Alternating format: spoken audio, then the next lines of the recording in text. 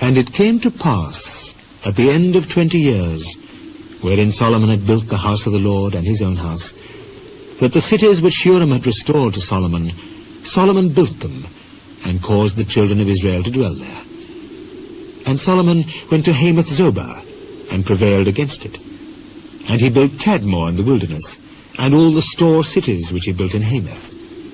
And he built Bethhoron the upper, and Bethhoron the nether, fenced cities with walls, gates, and bars. And Baalath, and all the store cities that Solomon had, and all the chariot cities, and the cities of the horsemen, and all that Solomon desired to build in Jerusalem, and in Lebanon, and throughout all the land of his dominion. As for all the people that were left of the Hittites, and the Amorites, and the Perizzites, and the Hivites, and the Jebusites, which were not of Israel, but of their children, who were left after them in the land, whom the children of Israel consumed not, them did Solomon make to pay tribute until this day. But of the children of Israel did Solomon make no servants for his work, but they were men of war, and chief of his captains, and captains of his chariots and horsemen. And these were the chief of King Solomon's officers, even 250 that bare rule over the people. And Solomon brought up the daughter of Pharaoh out of the city of David unto the house that he had built for her.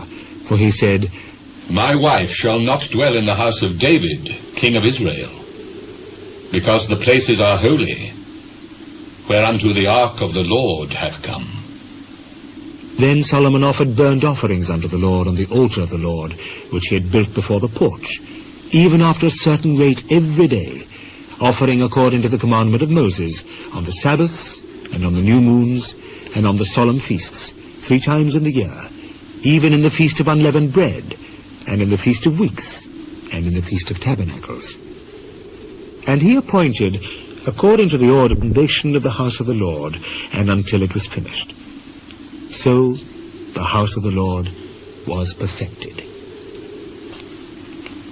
Then went Solomon to Ezion-Geber, and to Eloth, at the seaside in the land of Edom.